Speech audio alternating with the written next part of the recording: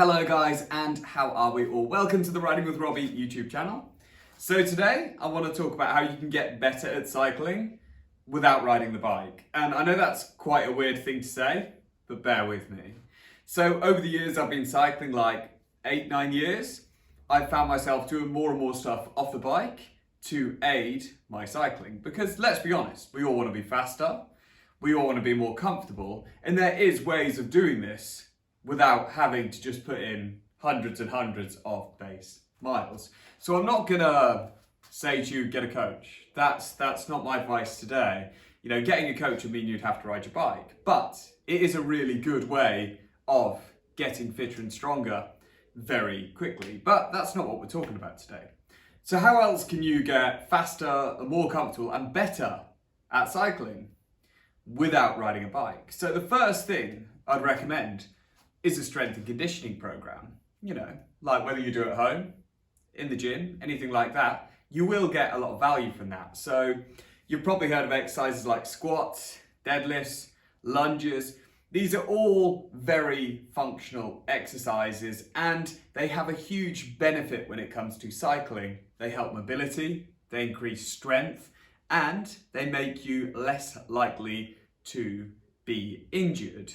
So there's 3 points which make it really good to be in the gym, but also they actually did a study, I'll see if I can find a link and try and drop it in the comments below, that they actually put a various group of cyclists, all different ages, through a strength and conditioning program for 3 to 6 months. And the improvements in the younger people was about 7%, and in the olders, it was 15-20% improvement, which is huge from just doing a couple of hours, 3 hours a week in the gym. So if you're really looking at boosting your cycling up, a strength and conditioning program is a really easy way to do that. And it's not me going, hey, train with me, I'm a personal trainer online. It's not me saying that, I'm just saying it has a lot of value, yeah?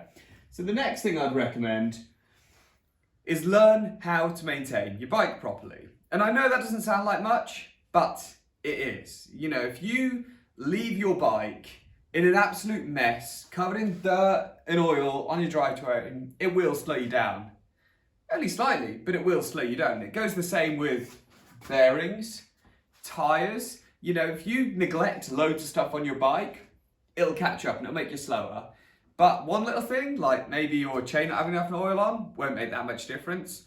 But that, mixed with a load of other things, like unmaintained bearings, will make a big difference. And in the long run, it's going to save you money because things are going to break less. You're going to learn a lot more about your bike.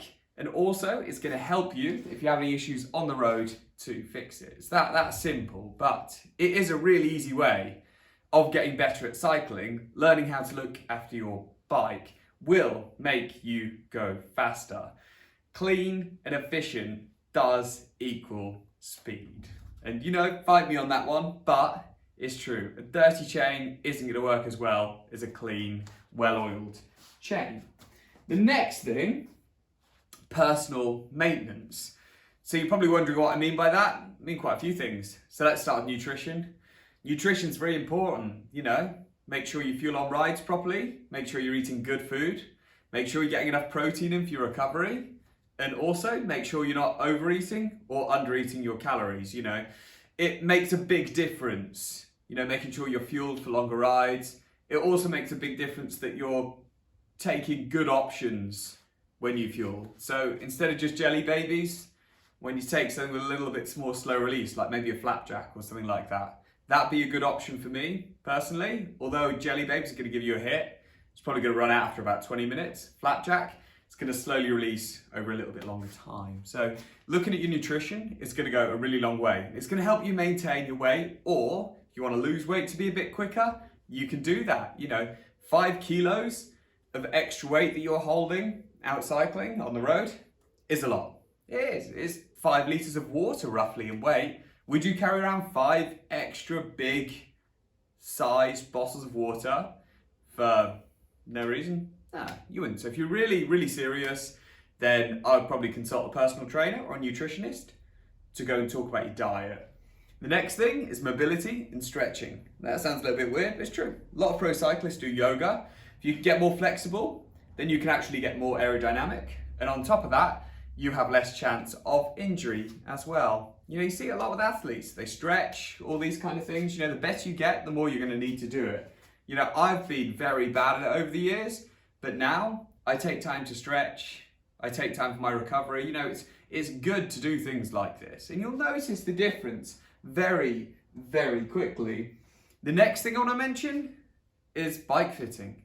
I know that sounds weird, but if you're changing bikes regularly, so just say you had a fit 10 years ago, and now you're changing your bikes all the time, oh yeah, it's about right, it's not what's going to do you well. Try changing the position a little bit, you know, try moving it around. You might want to go a bit lower on the front to get a bit more aerodynamic. You might need to change that. Personally, I'd go and see a bike fitter and talk to them every time that I change a bike. But if you want to see if you can improve your comfort a little bit, you could flip your stem. You do all these little things, but it's worth taking time to explore that, because a bike fitter will be like, yeah, in the right place, right, see you whenever, bye.